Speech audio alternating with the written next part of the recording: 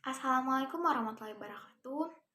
Halo semua, perkenalkan nama saya Septiadi Amanda dan teman saya Cupli Handayani. Di sini kami dari kelompok 10 Pendidikan Biologi Unit 01 2019 kami akan mempresentasikan hasil kerja dari kelompok kami yang berjudul Memahami Konsep Keberbakatan, Anak Berbakat, dan Pendidikannya. Di sini ada 3 poin yang ingin kami bahas. Yang pertama tentang konsep keberbakatan anak, yang kedua tentang anak berbakat, yang ketiga pengaruh pendidikan. Sebagaimana yang kita tahu bahwa konsep keberbakatan anak, konseptum yaitu yang artinya sesuatu yang dipahami. Aristoteles dalam The Classical Theory of Concept dia tuh menyatakan bahwa konsep itu merupakan penyusun utama dalam pembentukan pengetahuan ilmiah dan filsafat pemikiran manusia. Nah, sebelum kita mengetahui lebih lanjut pengertian konsep menurut Aristoteles, kita harus mengetahui dulu siapa sih Aristoteles ini. Jadi, Aristoteles ini yaitu seorang filsuf Yunani. Ia ini lahir di Strategia, salah satu kota di Yunani, pada tahun 384 Masehi. Ia lahirnya pada tahun 384 Masehi. Nah, si Aristoteles ini dia ini nggak hanya menulis di satu bidang, tetapi dia ini menulis di berbagai bidang. Ada bidang fisika, metafisika, ada politik, ada retorika, ada pemerintahan, biologi, zoologi, dan sebagainya. Nah, Aristoteles kan menyatakan bahwasanya konsep ini merupakan penyusun utama dalam pembentukan pengetahuan ilmiah dan filsafat pemikiran manusia. Kenapa demikian? Karena tanpa adanya konsep yang disusun oleh manusia itu sendiri, maka manusia itu sendiri tidak akan bisa melakukan kegiatan apapun. Misalnya pada saat kita ingin memasuki laboratorium. Nah, pada saat kita ingin memasuki laboratorium, kita itu sebelumnya akan membaca dulu buku-buku penuntun untuk masuk laboratorium, sehingga kita tahu apa yang kita lakukan pada saat di dalam laboratorium tersebut. Kemudian pada saat kita melakukan pembelajaran di dalam kelas,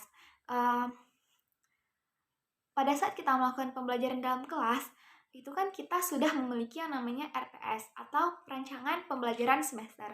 Nah, dengan adanya rancangan pembelajaran semester tersebut, maka kita sudah memiliki apa-apa saja materi-materi yang ingin kita bahas ke depannya, sehingga kita tahu, sehingga tersusunlah konsep-konsep yang ingin dicapai untuk suatu tujuan.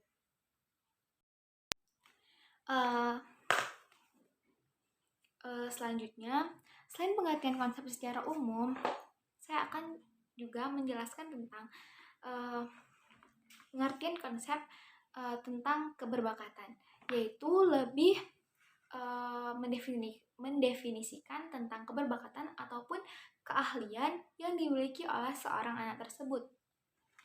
Jadi, pendekatan mengenai keberbakatan menunjukkan suatu perkembangan dari pendekatan unidimensional menjadi pendekatan multidimensional. Nah, apa sih pendekatan unidimensional itu dan apa sih pendekatan multidimensional itu? Jadi, pendekatan unidimensional itu yaitu pendekatan yang hanya melihat dari satu sisi saja, yaitu inteligensi atau pengetahuan. Jadi, pendekatan unidimensional ini tidak melihat dari berbagai aspek lain, tetapi dia itu hanya melihat dari satu sisi, yaitu inteligensi. Kemudian pendekatan multidimensional. Pendekatan multidimensional ini yaitu pendekatan yang melihat dari berbagai aspek. Tidak hanya melihat dari satu sisi saja, tetapi melihat dari aspek lain termasuk perkembangan dari zaman ke zaman.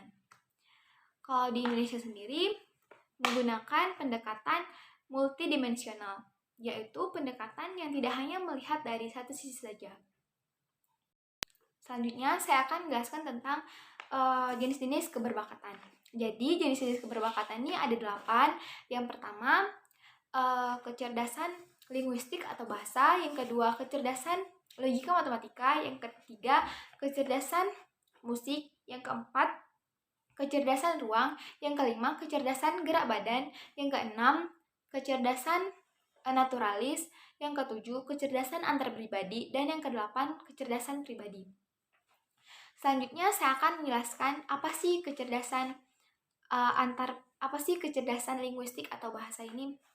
Jadi, kecerdasan linguistik atau bahasa ini yaitu kemampuan untuk menggunakan bahasa dan kata-kata baik secara tertulis maupun lisan. Ciri-ciri anak yang memiliki kecerdasan bahasa atau linguistik ini yaitu dia itu lebih banyak memiliki kosakata dibanding dengan anak-anak lain seusia dia. Kemudian anak-anak yang memiliki kecerdasan matematika ini lebih suka diajak ngobrol ataupun lebih senang jika mendengarkan orang lain berbicara. Jadi kan banyak tuh ada anak-anak yang pada usia 3 tahun ataupun pada usia 4 tahun pada umumnya ada yang lancar berbicara, ada yang tidak. Jadi anak-anak yang lancar berbicara ini artinya ia memiliki kecerdasan linguistik atau bahasa, di mana anak tersebut memiliki kosakata lebih banyak dibanding dengan teman sebayanya. Yang kedua ada kecerdasan logika matematika. Jadi kecerdasan logika matematika ini yaitu kemampuan dalam berpikir induktif dan deduktif, kemudian berpikir menggunakan logika matematika. Dapat dilihat pada gambar di samping bahwasanya ada anak tersebut yang sedang menghitung berapa jumlah buah pada papan tulis tersebut. Anak yang memiliki kecerdasan logika matematika ini selain dapat menghitung, dia ini juga dapat menganalisis pola-pola angka. Kemudian anak ini juga dapat mengurutkan angka yang dari urutan yang paling kecil hingga urutan yang paling besar ataupun sebaliknya. Mungkin ada anak yang pada kelas 1 SD dia itu lebih menyukai pembelajaran matematika atau hitungan dibanding dengan berbicara di depan kelas ataupun di depan teman-temannya. Jadi anak-anak yang memiliki kecerdasan matematika ini pada umumnya lebih suka diam, tetapi pada saat pembelajaran matematika dia akan lebih banyak mengenai logika matematika diam. Kemudian anak yang memiliki bakat di linguistik atau bahasa, dia itu akan sungkar pada pembelajaran si logika matematika ini. Jadi kebanyakan anak-anak yang sudah memiliki kecerdasan linguistik atau bahasa, dia tidak memiliki lagi kecerdasan logika matematika ini ataupun sebaliknya. Selanjutnya saya akan menjelaskan tentang kecerdasan ruang visual spatial. Jadi kecerdasan ruang ini yaitu kemampuan seorang anak untuk memahami lebih mendalam hubungan antara objek dengan ruang. Seperti yang terlihat pada gambar di samping, bahwasanya ada anak yang suka melukis. Jadi seorang anak yang memiliki kecerdasan visual ini merupakan kecerdasan yang bisa dibilang paling langka, karena tidak banyak anak yang memiliki kecerdasan visual spatial ini. Selain itu, kecerdasan visual spatial ini dia itu melibatkan warna, grafis, bentuk, melibatkan ruang, melibatkan ukuran, dan hubungan antara elemen-elemen bentuk yang dimiliki oleh anak tersebut. Oleh karena itu, kecerdasan visual spatial ini termasuk kecerdasan yang langka. Kemudian yaitu ada kecerdasan musik. Jadi anak yang dapat memainkan musik, anak yang dapat bernyanyi sesuai dengan tinggi rendahnya nada suara, itu anak tersebut memiliki kecerdasan musik.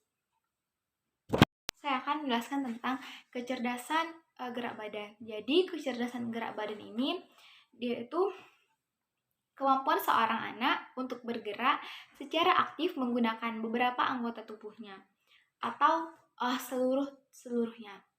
Jadi kecerdasan gerak badan ini disebut juga sebagai kecerdasan kinestetik, yaitu yang melibatkan kemampuan mengontrol gerakan, keseimbangan, ketangkasan, dan keanggunan dalam bergerak. Seperti yang terlihat pada gambar, bahwasanya ada seorang anak yang sedang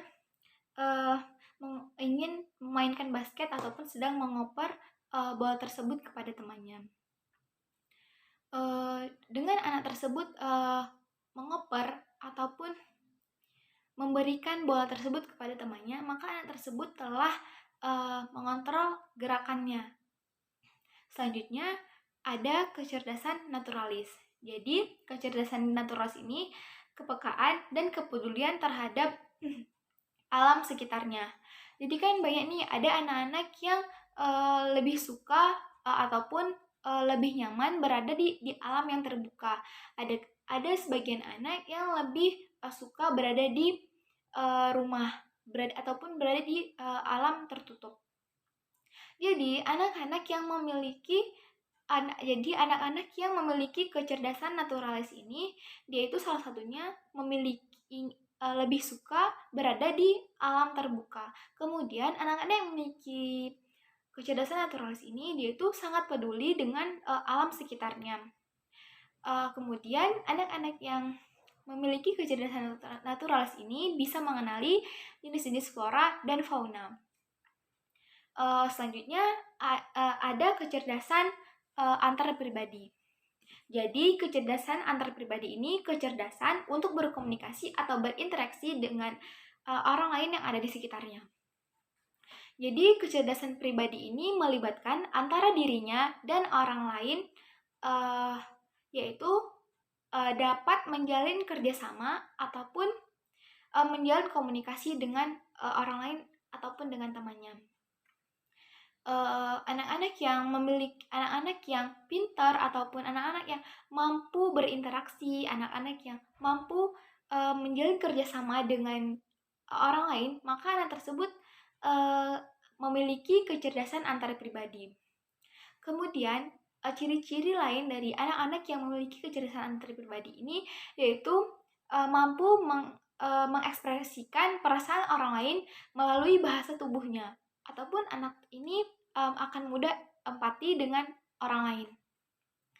Yang terakhir ada kecerdasan pribadi. Jadi kecerdasan pribadi ini yaitu kemampuan seorang anak untuk lebih peduli ataupun lebih mencintai dirinya sendiri dan lebih menyayangi dirinya sendiri. Kecerdasan antar pribadi ini di mana anak ini mampu apa-apa sih kelemahan ataupun kelebihan pada diri dia sendiri, sehingga anak-anak ini mampu untuk mencapai tujuan hidupnya jika ia sudah tahu apa-apa saja kelemahan dan kekurangan pada diri dia sendiri. Pembahasan selanjutnya akan dijelaskan oleh teman saya, yaitu Cut Putri Handayani.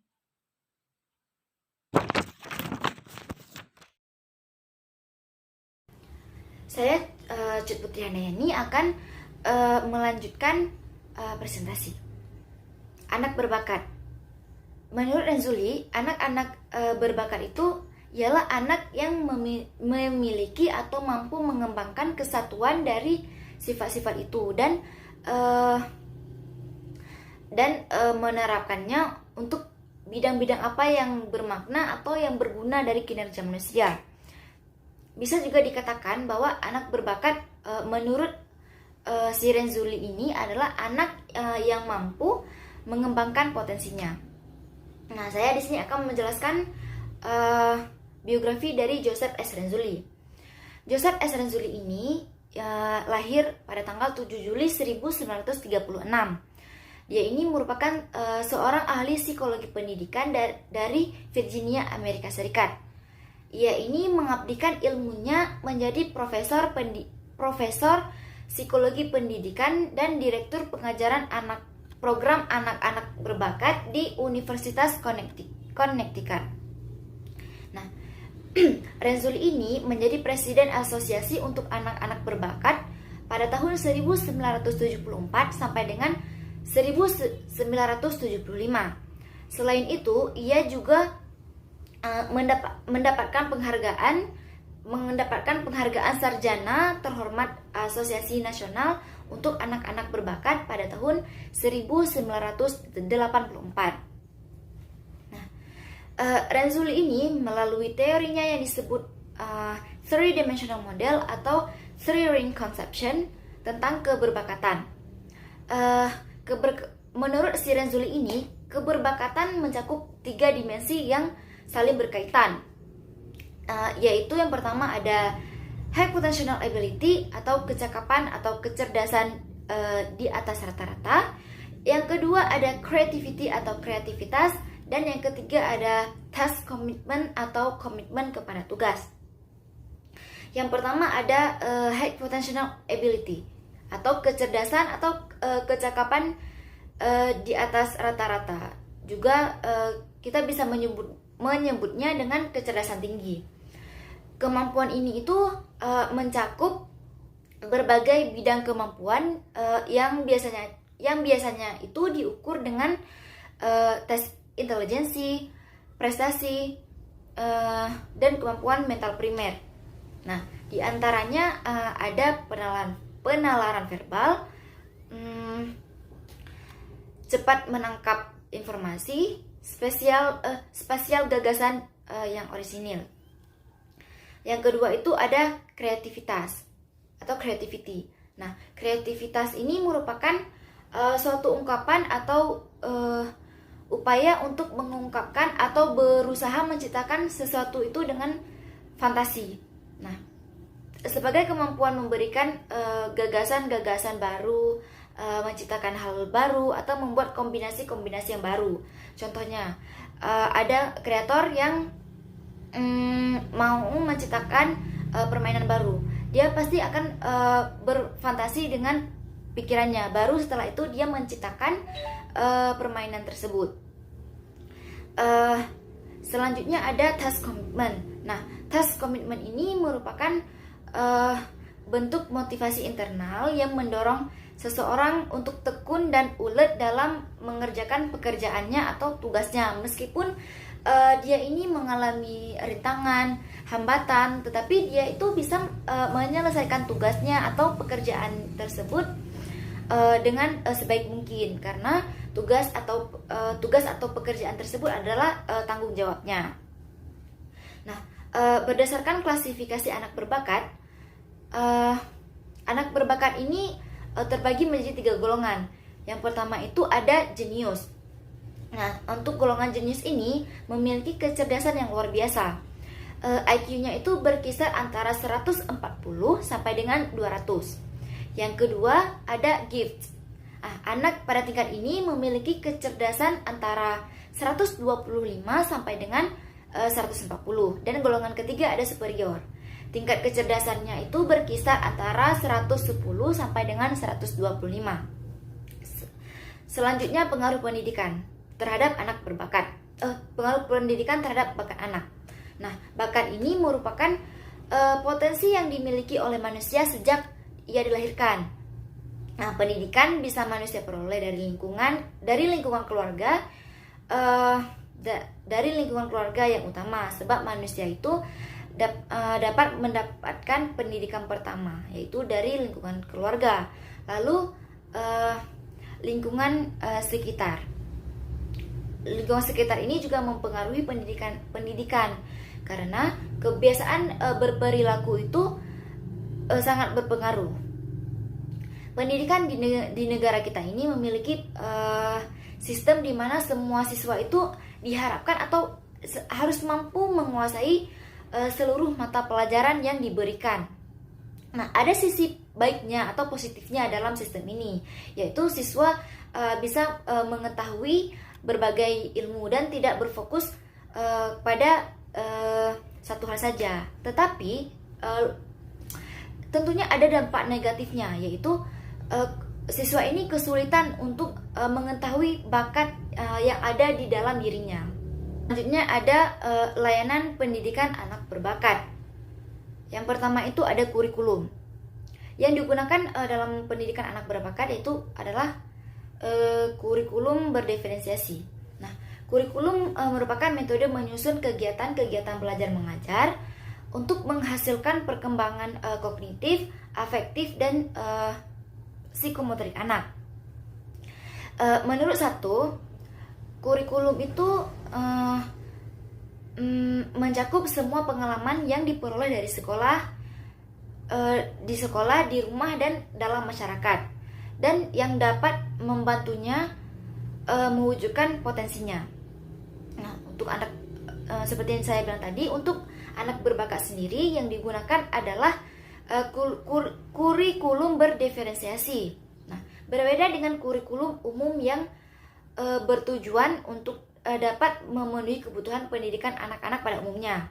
Kurikulum berdiferensiasi ini merupakan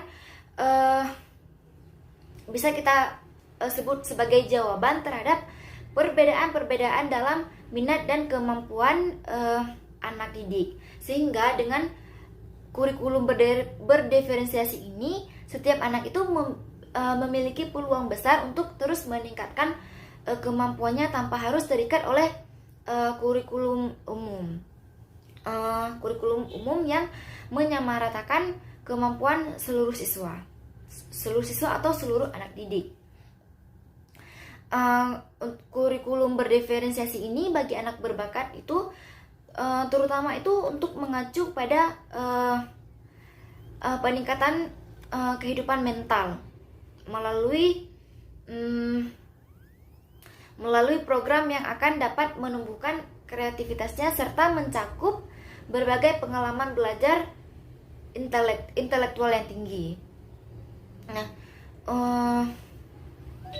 istilah diferensiasi dalam pengertian kurikulum menunjuk pada kurikulum yang tidak berlaku umum, melainkan hanya dirancang untuk kebutuhan tumbuh kembang bakat tertentu. Dirancang khusus untuk kebutuhan tumbuh kembang bakat tertentu. Selanjutnya atau yang kedua itu adalah model pembelajaran. Menurut Joyce dan Weil dalam Rusman, Joyce dan Weil ini berpendapat bahwa model pembelajaran ini merupakan pola atau rencana yang dapat digunakan untuk membentuk sebuah kurikulum atau rencana pembelajaran jangka panjang.